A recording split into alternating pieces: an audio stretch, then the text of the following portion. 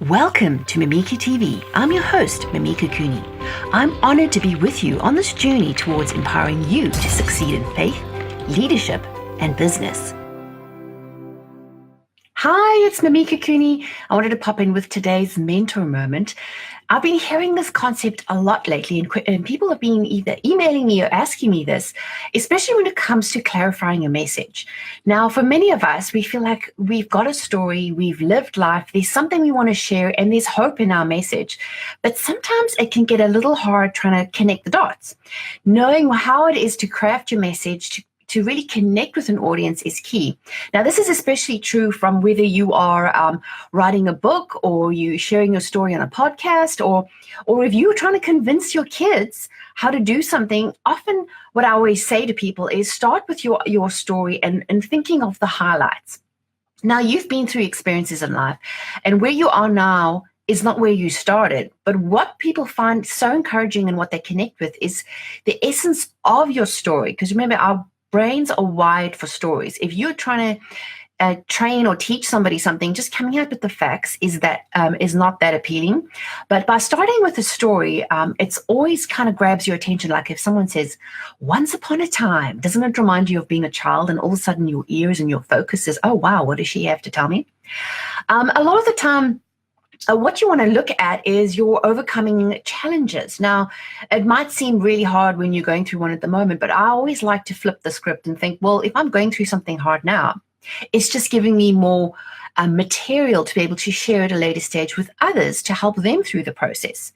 So whatever you've experienced in life, kind of look back at the little breadcrumbs where you've either had to break through something, or you find something hard, or you learn something.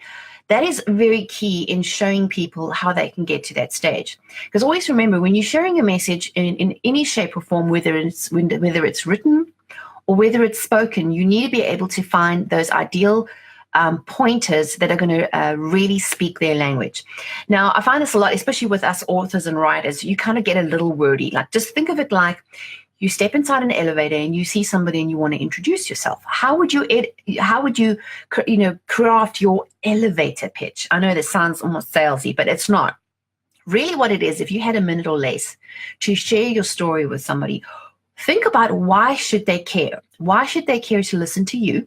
And why should they care to hear to the end of the story? So oftentimes, the elements that we overlook sometimes can be very important steps. So here's some tips. When crafting your story, and you can start with how you would describe yourself maybe on your about page, or if you introducing yourself to somebody, and positioning yourself as somebody who's experienced and has value. So think about your life and your story and your message in terms of value. How is this going to help this person?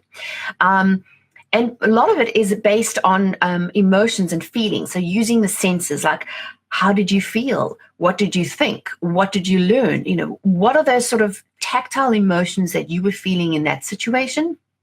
And what were the triggers? For example, if you had been going through a hard time, say with depression, and you were able to come out the other side, what were you feeling in that moment that triggered you to want to get help? Was it reaching out to a friend? Was it going to church? Was it reading a book? Think about where you were and what you were thinking in that moment. And I always liken this to Hollywood. Like if you go and watch the movies, I love watching especially the first 10 minutes. The director is thinking of drawing you in, because if he doesn't grab your attention in within the first 5 or 10 minutes, it's going to be really hard for him to keep your rapt attention for the rest of the movie. Because your brain is thinking, I want to be able to find value in what I'm watching, and how does this interest me? It's kind of like the what about me and what's in it for me. That's another tip to be able to craft your message, is to think what's in it for your audience, and sort of put yourself in their shoes. Like what is it in your story that's going to be inspiring? Like if you have a story of comeback, the times that were hard, but don't lament on the negative. Because remember, you want to provide them with something that they can apply, something that's very practical. And lists. Lists are another thing that work really well. Now, this is also another tip from my branding side. I often coach clients when I do their copywriting on their website is think about things in terms of lists, like 5 ways or 3 tips or seven ways to, those kind of things are very useful when you're writing a blog post, or especially when you're being interviewed on a podcast. Think of like, say, three tips or takeaway tips you could offer the audience, because your audience is giving you the benefit of their time, and you want to make their time valuable.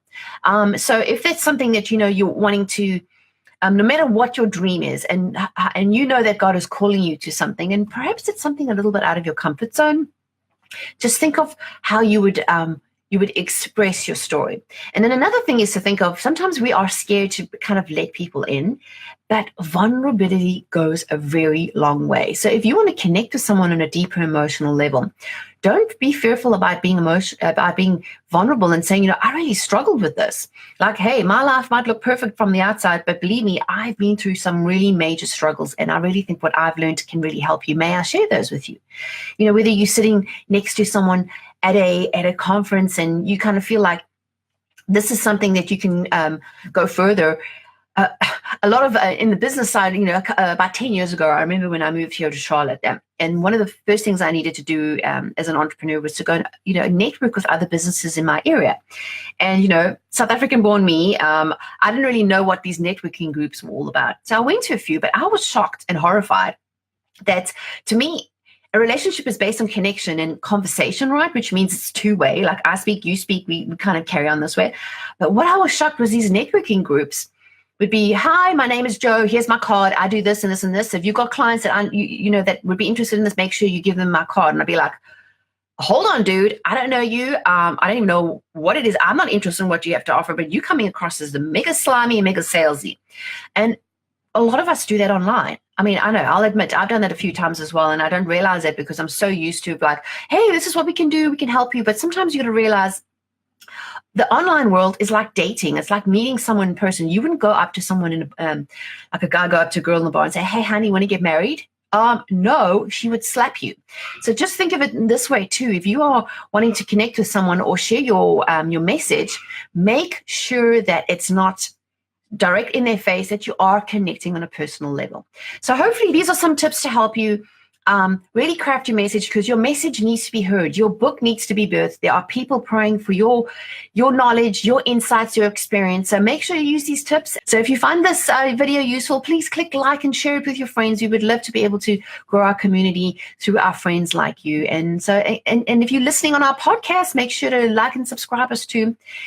We appreciate you. But until next time, take care. Bye.